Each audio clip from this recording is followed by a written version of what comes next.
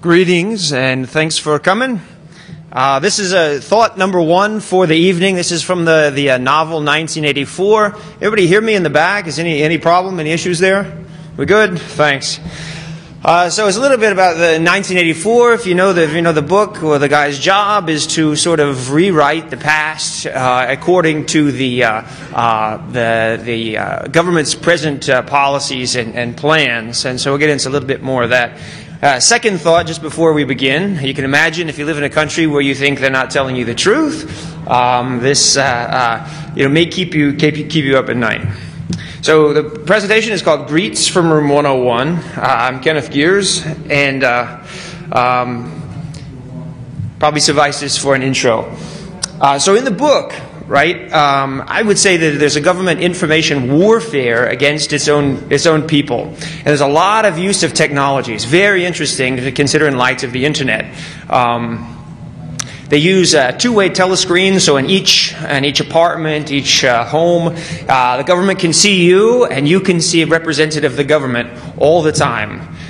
Room 101 is where you go if you get too clever, if you start questioning things too much, or you get a little bit too smart. Let's look at a quick clip of how this was envisioned in 1949 when Orwell wrote the book 1984. Starts with an alarm clock.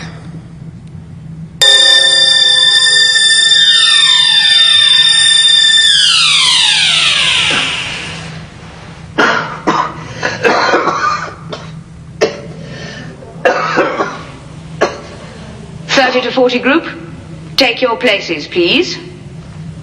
Right. Let's see which one of us can touch his toes. Right over from the hips, brothers and sisters, please. 1, 2. 1, 2. 1, 2. 1, 2. Smith? 6079 Smith W. Yes, you. Bend lower. You're not trying. Watch me.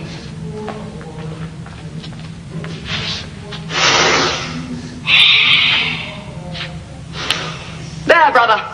That's what I want. Anyone under 45 is perfectly capable of touching his toes. I'm 39 and I've had 4 children. We don't all have the privilege of fighting in the front line. Remember our boys on the Malabar front. Just think what they have to put up with. So he's telling her, hey, look, I agree with you. I'm going to touch my toes. I'll try harder. And let's move on. The year 2007, really, day by day, I think the internet is getting more and more into our lives. If you compare it with traditional media, the newspaper and the radio and the television, much more limited, and actually much more easy to control on the part of a government, right? So the internet all of a sudden changes things because, whereas the government, if it was only in charge of the newspaper, that's really slow. That comes out once a day. The television, pre-programmed, radio, the same, right? So you may only have a few channels in the country, but you have to realize with a computer and an internet connection, each of you has a printing press and a radio transmitter in your own house. And so this makes it very much different for governments to deal with, especially in really authoritarian ones, right? One of the things I guess about the briefing is that the nature of the internet is very unpredictable. It sort of is changing by the day. And so, second, perhaps part of the thesis is that there is good and evil in life, there's good and evil on the internet, and it's up to all of us to help shape it and help define, better paths for us to go down.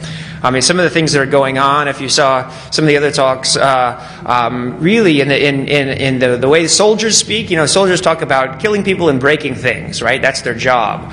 The internet more and more is becoming a weapon. And you can see that when you read about the use of IPv6 and other things, the way the Department of Defense and the government is viewing the internet. We're going to talk a little bit in this briefing about government repression and criminal pursuit, legitimate and illegitimate. Now, if you were hired by a despot in a bad country, right, to advise him or her on the internet, I think one of the first things you would say is, do not trust it if you bring it in any quantity into the country. If you want to keep control of your information space, you have to take serious precautions. There's some funny things, like in Turkmenistan, that guy started naming the months of the year after members of his family. Right, that's one way to cut down on the information space. In Kyrgyzstan, we see that when they didn't like what the news was playing, actively there would be active DDoSing of news media. Now, one of the things you tell them too is that there's good reasons for censorship, right? I mean, because all of us could probably think of something that we would disallow. But then once you give the government the tools that it needs in order to prosecute crime, in order to collect data, those are very powerful tools. And of course they can be used not only for criminals, but they can be used for political adversaries. And sometimes the lines get so crossed, you have no idea whether you're really looking at a criminal or a political adversary, perhaps even the prosecutor. Now, another thing is you would say, if you're going to use technology in this country in order to further your reign, to keep control on the people, you'd say, you want to deliver unaltered messages to your people, and you want to deny that right to your adversaries, your political adversaries or would-be overthrowers, and that the internet can help, right? Especially state-owned telecoms make it a lot easier to surveil and manipulate traffic. So that's why you'll see in some of these countries what they're trying to do is really develop some kind of a quasi-state monopoly situation, even if it's a private firm, so that one, they can have visibility on the traffic, and then two, there's a lot of money to be made in telecommunications, and they don't want people making long-distance phone calls. They don't want people using VoIP in this day and age, because that sort of lowers the amount of money coming into government coffers. So cyber tactics are really, you know them. Essentially, you can read traffic, you can delete traffic, black hole it, or you can modify it. And as you get into the modification area, then it gets more sophisticated, more clever. But it's very doable, and it's really powerful. And you can collect on anything really as the network traffic flows along. Now, when you see certain things, you can call law enforcement, and you can knock on somebody's door. And there's a lot of plausible deniability for governments in this, especially in cyberspace, because it's not something you see, it's not something you feel until, the knock comes at the door. And in terms of international politics and human rights, just look at Zimbabwe for example. I mean, over the last 15 years, you had one guy who essentially took it from perhaps the best country in Africa to the worst country in Africa, and basically nobody is threatening invasion, nobody is threatening replacing this guy. I mean, you really have to imagine pretty terrible scenarios before. Sort of a human rights situation will affect somebody's political tenure. None of us has complete access to the internet, right? So it's all filtered in some form or fashion as it travels, and so you can think in some of these countries about being sort of an Eastern Albanian from Dilbert situation, in which you're only going to get a small piece of the internet, and a couple of basic strategies are basically blocking international sites. And then you heavily regulate through taxation, registration, re-registration, and re-registration, question and answer periods, asking for log files, requiring the ISP to buy software and hardware that it can't afford. All of those are reasons that the government can very easily maintain control over telecommunications space. Go on to the next slide. It's not easy, though. The thing is all of us know, especially if you work in any kind of computer network defense role, that it's very difficult to collect the right traffic, to store it, database it, normalize the data, analyze it, have somebody who can write a decent report and somebody that, to read it and care about it and act on it. Those are all major variables, and so really all governments are dealing with this. Let's see. And your political adversaries in real life, they're going to be your political adversaries in cyberspace. So once you let the internet into your country, I mean, you can bet that both sophisticated users and hostile network operations targeting you are a certainty. Now, a couple of ways to approach controlling the internet are, one, through a denial of sin. And this is fairly easy because even a programmer could do this fairly quickly. If you go through the dictionary, there are a lot of words in there marked vulgar. And so each one of those, you could just say, pull that out and deny that type of traffic. Right? So pornography is easier to do than politics. The problem is very quickly when you begin to censor traffic, it's very easy to over-censor traffic. So here's just a couple of examples. But I mean, if you're in a country like Saudi Arabia, which is really trying to have a moral internet, as they put it, all of a sudden you get to a place where you can't look up information on breast cancer, for instance, because it's not wanting you to look at certain words, right? So it's even possible to poison a web server in that sense if just place information on your adversary's server that you know is going to cause that IP to have trouble getting into the country. With politics, it's much, much more difficult because essentially you're talking about words in context, not words that stand out by themselves as marked in the dictionary as being a problem. But you're talking about words that mean nothing in and of themselves, but when you put them together have a very powerful meaning. Now the problem is for artificial intelligence is that people can't even really perceive, whether it's constructive criticism sometimes or somebody is really taking a potshot at you, much less humor, etc. You really need a subject matter expert who's totally familiar in the language, the history, and the culture.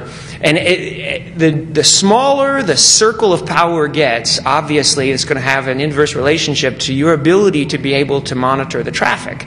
So you can imagine in a one-man show type of country like North Korea, there is just no way that you're going to be able to properly sort through political traffic. And so basically you're going to deny everything.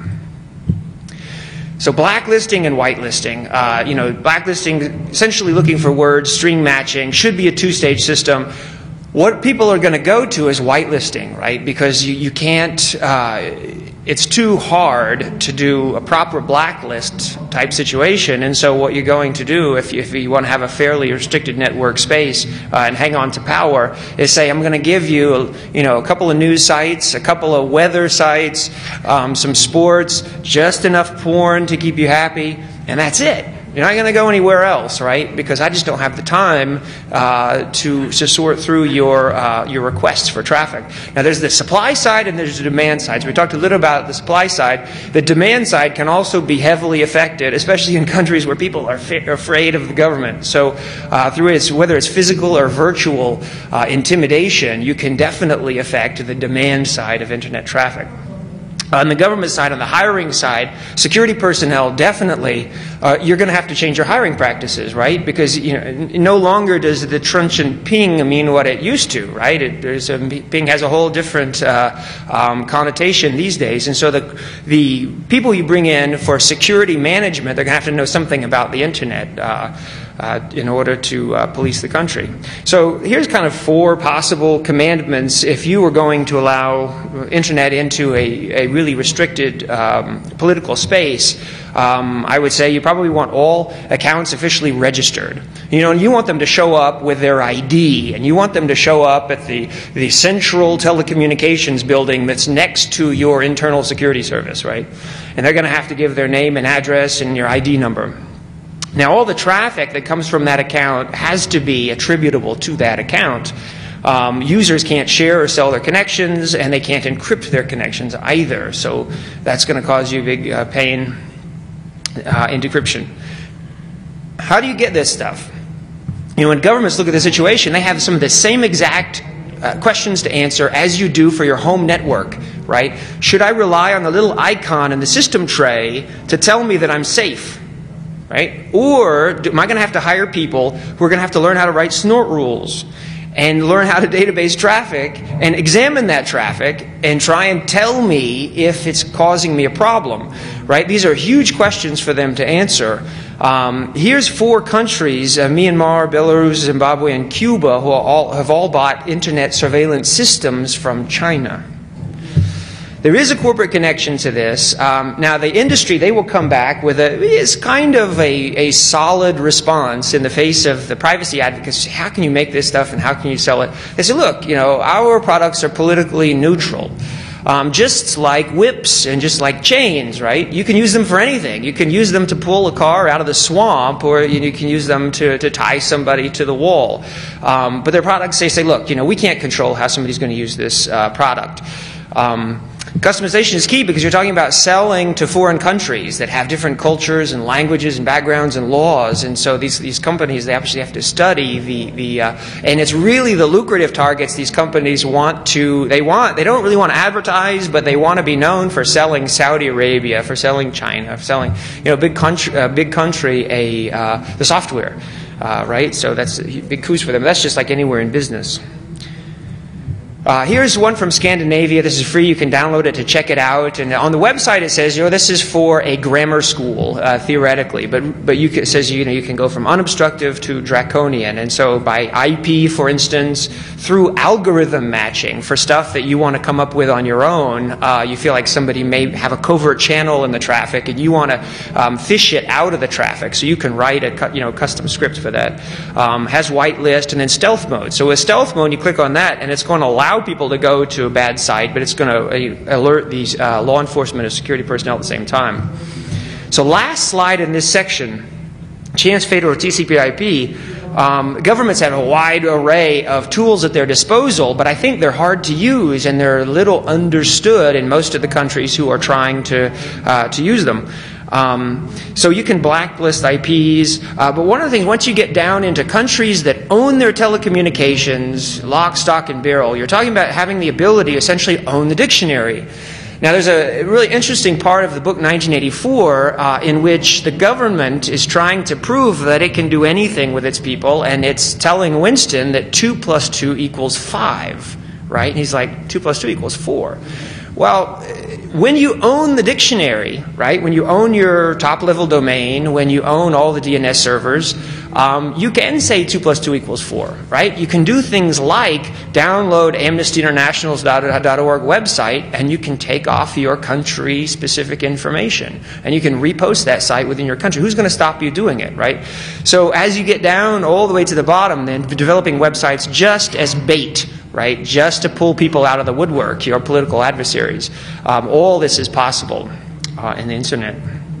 So I came up with this is part 2, a top 10 countries to look at. And I don't have any axes to grind against these countries. I didn't really come up with them. I just looked on some of these main, human rights, freedom of the press sites, and they provide a lot of information to look at, sort of case studies that are readily available.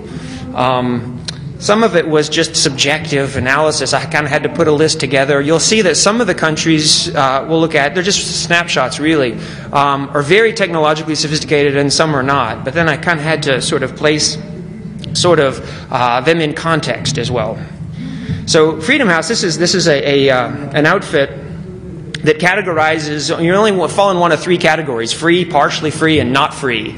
I will tell you that's somewhat crude, but all of the countries we're going to look at in this briefing actually fall into one of those colors. Reporters Without Borders, they rank countries top to bottom on a list of freedom of the press.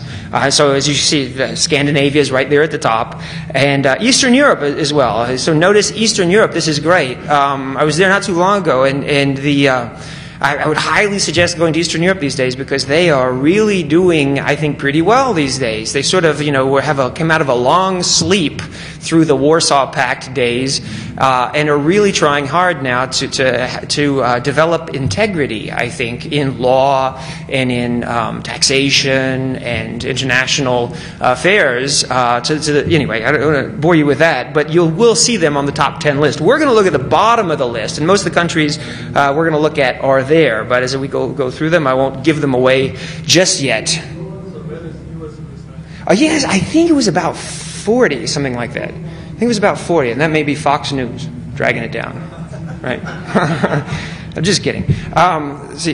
So number 10, Zimbabwe. Let's see.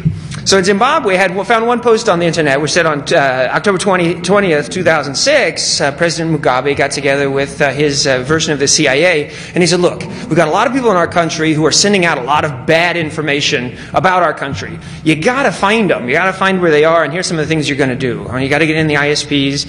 I want you to flush out the journalists. I want you to, if you have to, pose as cafe attendants and surfers. And you may need some computer training first, which again, we were talking about earlier. I mean, it's ridiculous to think, I mean, this is actually hard stuff. It's not easy to do. So one of their strategies is guarding the gateway. So essentially, they would like to develop a sort of an ability to have visibility on all the traffic, but also all the revenues that come from that quasi-governmental telecommunications firm. Let's see. So they have legal backup for what they're doing, and they're putting the burden on purchasing these hardware and software onto the ISPs, which they're complaining about. So for each country, we'll just look quickly at a defacement of a government site, right? So this happens to be from Command Tribulation, which is a Brazilian Christian evangelical defacement group. But just we'll look at one for each of the countries just to provide some diversionary eye candy. Number 9 is Iran. One of the things about Iran is phenomenal internet growth. So again, step back and you think about that from a government perspective. Over the course of 10 years, your country is going from virtually not being connected to the internet to everybody being connected to the internet. So just the changes are mind-boggling, especially from the standpoint of security and control and all of that. Now, one of the things I saw just reading from sort of the NGO type reports was that it's really pretty mature network surveillance there, but tends not to be draconian. Basically, they're not messing too much with the demand side, but on the supply side, they said at any given time about a third of websites that they, because they've got a large list of websites that automatically, they'll get in the country and they'll try to go to a wide range of sites and report back how many of them were we able to go to on any given time, and about a third are blocked, especially porn, anonymizers, and politics, and especially if it's in the local language. Blogging is huge. You see a lot of good communication, a lot of communication that's critical of the government, even on the part of legislators within the government. One guy, for instance, when he got the blacklist, he was a system administrator, he got the official government blacklist, so he just posted it. He was that angry about it. So like I said, blogging is huge. They've even accused the CIA of using blogs to undermine the government. So it's a healthier environment here. Here you see the President Ahmadinejad's own blog, and this is very interesting. He's got a message to the American people. He's got a question about the structure of the UN. He's got letters coming from, at least according to the website, right, from American and Britain. Here's a web defacement, a Turkish defacement group using a Native American theme to deface an Iranian site. Very cool. Number 8, Saudi Arabia, right across the Persian Gulf. So we talked a tiny bit about Saudi Arabia. Searching for the moral internet. They have something called the King Abdul Aziz City for Science and Technology.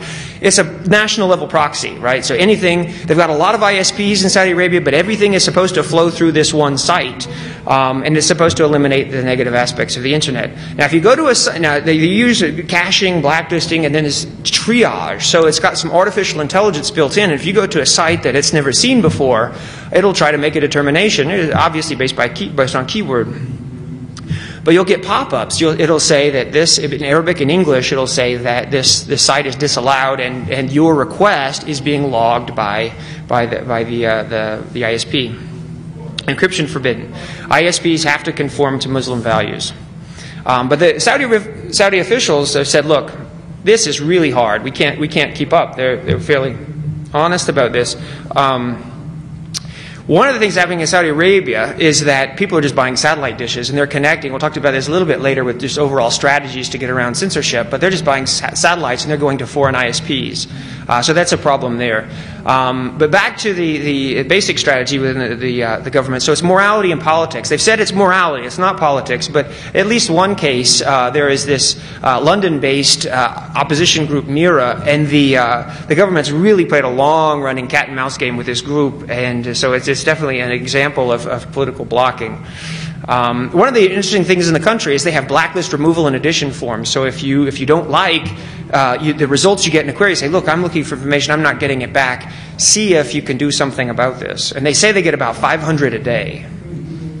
Here's a Pakistani/Saudi defacement of government site. Eritrea. So moving into Africa, less technologically advanced. In fact, they were the last country in Africa online.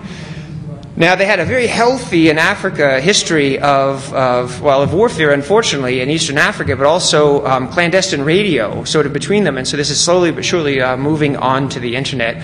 As last online, you can see in 2000, you can imagine how long it would take to download a web page at 500 kilobits coming into the entire country per second. So in East Africa, I've only been in Eastern Sub-Saharan Africa, but they don't have cinemas per se. You get out of the main towns. Of course, they have cinemas in big towns, but everybody would have you go into a house and somebody would have a TV and a VCR and charge a nickel or whatever it was, and that was kind of the cinema for the town. So ISPs, a lot of people aren't wealthy enough to afford a computer, but so they're typically walk-in affairs. Unfortunately, they were the last online and really the first offline in Africa. Since 2001, human rights have been really going downhill. Actually, just a guy from Eritrea was my cab driver coming over here from Caesars a little while ago, and he was complaining about the human rights situation in Eritrea. I said, you got to do something about the president. But by 2004, cyber cafes had all been moved to education and research centers. People who in the know in the area said absolutely not. The government basically cited pornography, but basically what was cyber cafes in the country, they're not supposed to be anymore.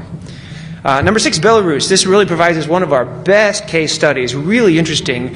Much technology, level of education, very high in Eastern Europe, former Soviet Union.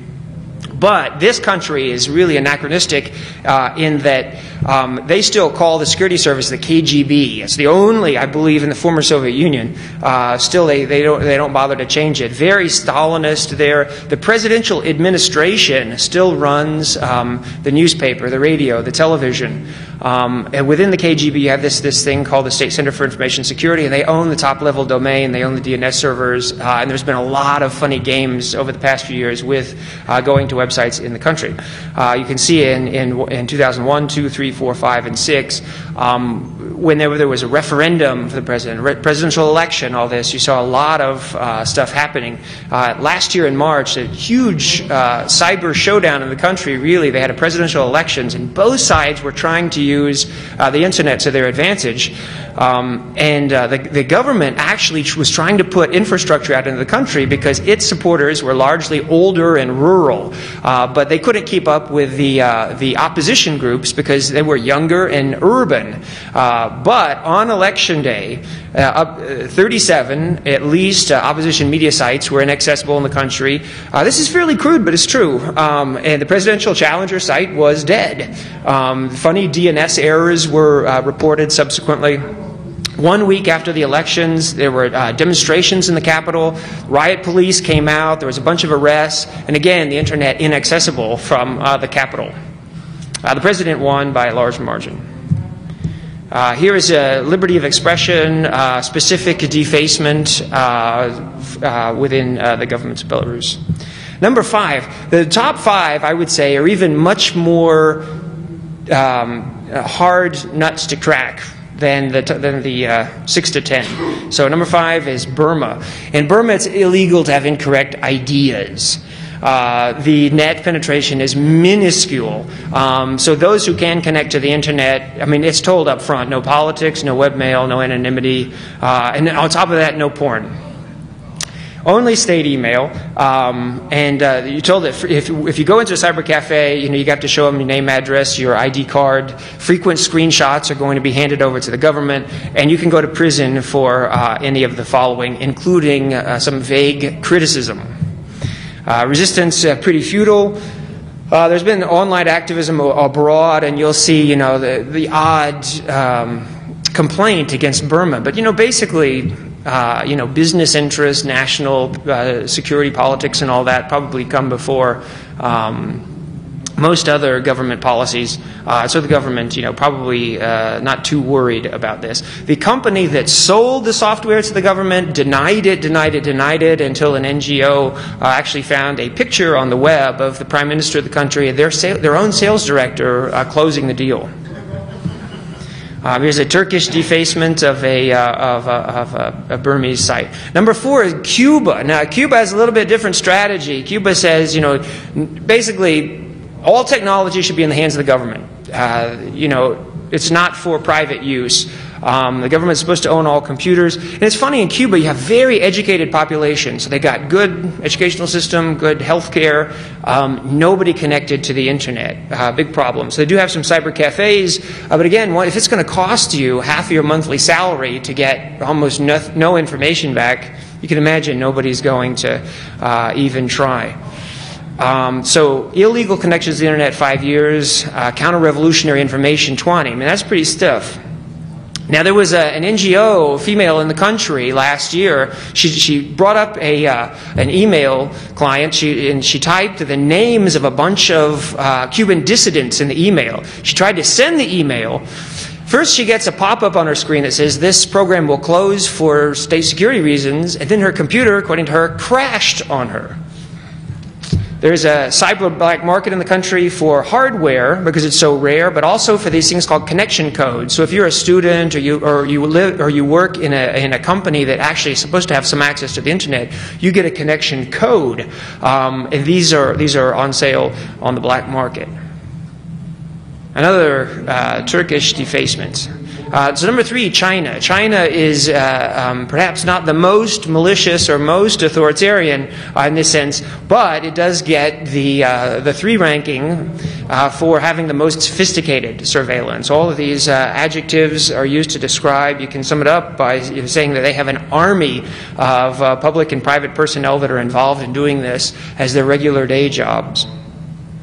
One of the things about China is there's massive legal support for the government, and when you analyze the legal behind it, you can see almost no support for the little guy, right? The small people in the country. It just doesn't really exist. Perhaps it's a cultural thing. Perhaps it's whatever the reason is. Perhaps in the future they're going to need to address legislation that actually refers to the rights of regular people. So the Great Firewall, we've all heard about that, but if you're in China and you do searches for things like Taiwan, Tibet, Tiananmen Square, you're liable not to get anything back or get very limited returns back. It appears just through testing that this is done a keyword of the national gateway, but it's sophisticated in China. So it's not just wholesale blocking. You'll even see missing web pages within websites where the content is seemingly consistent through the website. So somebody has gone in there and manually determined that page is going to go. And the other thing, which is really kind of creepy and interesting, is it's been reported that blogs have not just disappeared, but actually been altered. So that's something to think about. And then in 2007, they said, even through all this, we can't keep up with it. There's going to be a renewed purification of the internet. It's affecting the development of socialist culture, and no new cyber cafes for the year 2007. So here's a cool defacement from a Chinese hacker group on a Chinese government site. Turkmenistan, the guy on the top right, the Turkmenbashi, pretty much he was God in the country, and he said if you read his book every day, you would go to heaven. All the media was basically hymns and songs to this guy. No internet access, a couple of approved websites, and the statistics I was able to pull up basically show it very, very dead last in most of the categories for internet connectivity. This guy died at the end of last year. The new guy, he was elected at the beginning of the year, and one of his election promises was free access to the internet. He came into office on February 14th. February 16th, opened 2 cyber cafes. Western Reporter was there, said that the speed was pretty good, but nobody showed up. Right, so he was essentially sitting there by himself, connecting to the internet. There's one last defacement. Does anybody want to guess at the number 1 country on the list? North Korea. And you might recognize the little guy up on the top left. That's Kim Jong-il. And then if you look at the map, this is a satellite image of the country at night, of the peninsula at night. So you can kind of see a black space in between South Korea and China with a dot there for the capital. I imagine the internet space looks something similar. One of the things about North Korea is it reminds you a little about the novel, is that how all the houses, all the domiciles are wired, and the government has a radio feed going into the government to tell the people current events. World's most isolated country. So the perceived threat from the internet is massive. Now, in a country where, like the guy's father, Kim Il-sung, in his biography, he says, his first round of golf he ever played, 18 holes, he hit like 15 holes in one. Right? In a country like that, you can imagine that the threat from open access to the information is really just unthinkable. Still, the guy appears to be fascinated with IT. In the year 2000, Madeleine Albright visited, gave her his personal email address. The chief of the military intelligence in South Korea said that some top graduates from the Kim Il-sung Military Academy have gone into an elite state-sponsored hacker unit, with the targets being South Korea, Japan, and the United States. Here's the building through which all internet traffic goes in and out of North Korea. It's said that a few firms in North Korea with needed R&D information get some information through it. There's one school where you can learn about computers and programming in the country, and they had invited Western reporters there. They take 100 male students a year, and they study English and programming. However, there's no access to the internet. So to just talk a little bit about the future, I just have a few slides left and just kind of look toward the future, and only a few minutes left as well. I think national security perceptions above all. That's, government, when it gets up in the morning, that's the first thing it thinks about. And second is making money. And these are related to each other very closely. So market forces and national security perceptions. To a certain extent, you'll see some countries, and I don't want to just focus on these countries, but you'll see countries in quid pro quo agreements. I give you an internet surveillance system, you vote for my skaters in the next Olympics. That kind of stuff is done. Actually, I don't know if you heard that a couple of years ago, but there's a big scandal. France and Russia were voting for each other's, skaters, right?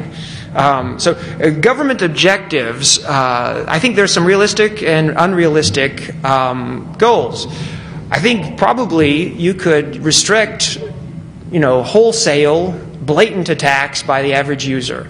But when people are willing to take a personal risk, and they're clever, and they're helped by other people, I think you'll find that it'd be very difficult in cyberspace for governments to stay on top of this. And I think we've seen that definitely, in Iran, in China, in Belarus. And so in some of these countries, you're going to have to be super draconian, like in Cuba, in Myanmar and North Korea, and just say, you don't get a computer. You're not going to have a computer, you're not going to connect to the internet. That's the only way you're going to prevent sort of the unrealistic goals of stopping clever users from sophisticated attacks. And one of the reasons governments have a hard time staying on top is because computer network defense is very difficult. It's hard to overstate, I think, the challenges in doing this well. And then website content, of course, is too dynamic, and software, just take for instance, is changing every day. And of course, you get a patch, it's changed, it's done. You can't trust it. Where's your basis for trust anymore? Once you've downloaded one patch onto code that you had tried to verify previously. Some of it is economics. I think, you, as a despot or even a leader of a liberal market representative democracy, you have choices to make, and they're power or progress, right? And everybody knows that monopoly is going to hurt efficiency, and it's going to hurt competition within your country, and thus probably the vitality. And the internet is the perfect example of something that thrives on the exchange of information and sort of the comparison of good information with bad information, right? It's always helpful to look at things objectively and say, wow, I've been doing that. I've been smoking crack for the last 5 years. Now I read a study that says that's a great idea for my health. It's always healthy to try and be objective and to weigh information against other arguments. And the internet is the best example of that. One interesting article, Francis Fukuyama wrote I believe in 89 or 90, an article which essentially said history ended, I think it was in 1812 or 1814. The first big Napoleonic victory. He said, since then, we've known pretty much that some type of free economy, some type of representative democracy is the best way to move forward. And since then, he's argued that since that battle, it has basically been growing in fits and starts. And I don't want to overstate the comparison here, but I think there are some. And just in terms of moving a country forward, some choices need to be made by leaders.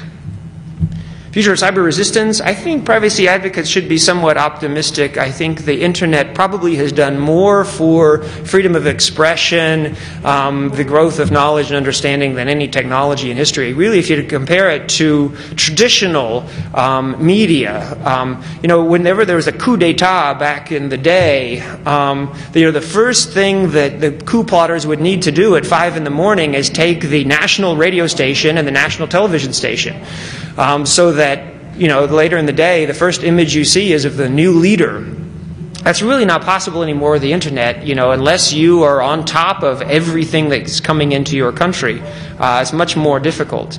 And the internet has done so much, I think, both for activists and ordinary people. These are some of the common tools.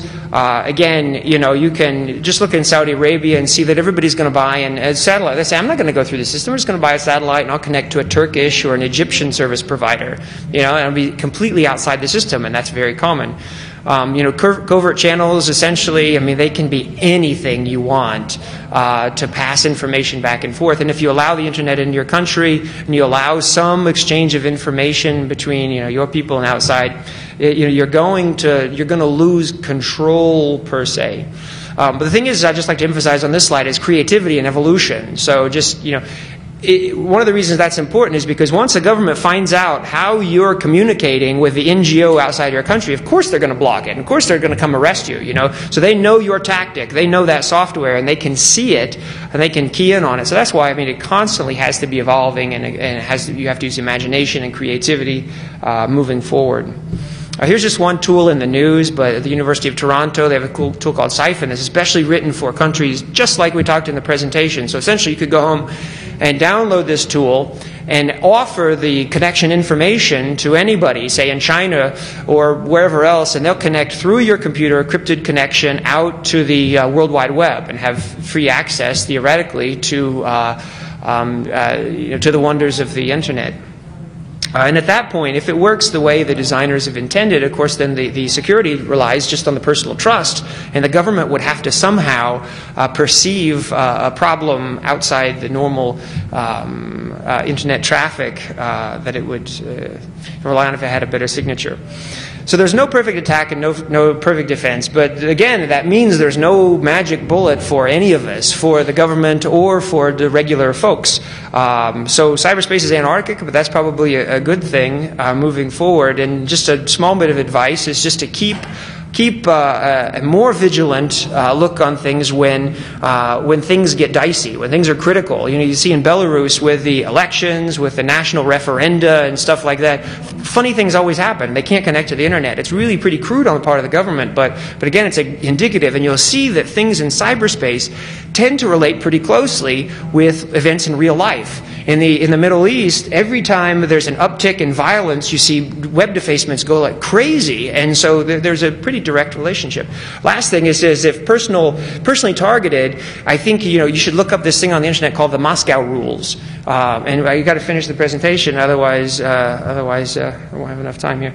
But truth in cyberspace requires a whole lot, and this is really only available to Big Brother usually. As a little guy, you're not going to have all these things in order to create sort of evidentiary proof of an attack in cyberspace. The human factor, that's you, and that's what this is all for, to make sure the internet is not in and of itself the goal or the important issue. Let's make it work for us instead of against us.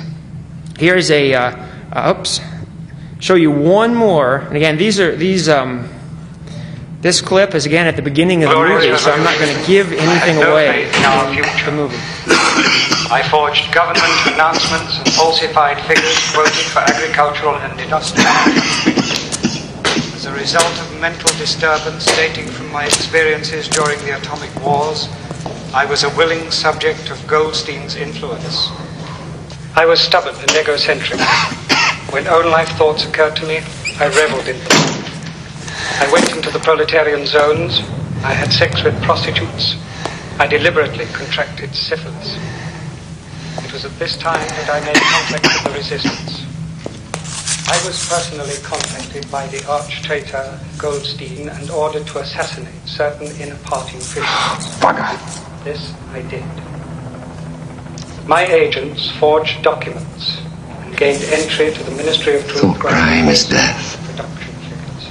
Thought crime does not entail death. I deliberately passed Thought crime is death. truck accidents, with the result I have committed, many even before setting pen to many paper, others were wounded in their the essential crime that contains all others in I also itself. spent many hours of my free time encouraging my agents to deface party posters and hoarding announcements. I read and memorized Goldstein's book. For 30 years, I have plotted to bring down the party. I was sick in mind and body.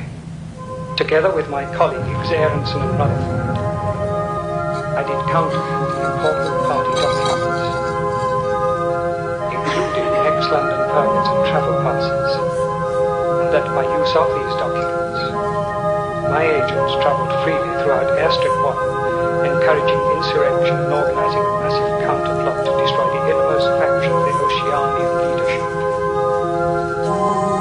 Furthermore, I used my position of privilege within the inner party to covertly trade the truth at all times and to suggest wherever possible that our traditional allies in East Asia were in fact our dead enemies. April the 4th, 1984. In my position as chief factory planner, I think. I stole military plans and at vast financial profits sold them to the invasion leadership. To the past, I was or to the future, the attempt to subvert, to an age when thought is free, and so I became both from the age of Big Brother, from the age of the thought police, under his direction. I assassinated a number of from a dead man. organizing Greetings. So you'll see he found the one place and the one technology that he could sit and circumvent government control and authority. So I'll just suggest to you that that looking toward the future, I think as I said, I think it falls to all of us to play some type of role in making sure that the good and evil in cyberspace, that war is fought correctly and well, and I think each one of us individually can play a part. So anyway, thanks for coming. I really appreciate it. And any questions you have, you can either email me or chat with me later. I'll be around. Thanks.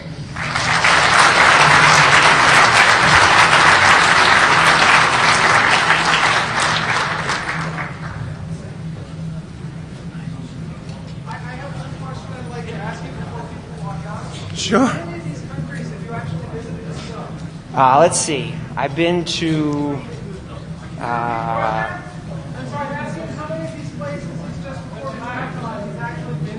I've been to Zimbabwe. That's a good question. Let's see. Oh, he asked how many of these countries had I been to myself. Oh, here's the bibliography of sources. I have been to Zimbabwe. I have been to.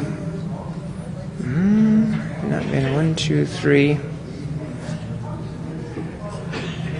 I think that's the only country that I've been. I've been to about 50 countries or so, and I've been throughout Eastern Europe. I've been through lots of Africa and the Middle East. I could have certainly picked other countries I have been to that are low performers in terms of human rights. So, I've been in most of Eastern Europe. I've been from Egypt down to South Africa, and I've been around the Middle East, places like Syria. So, please, can you follow up?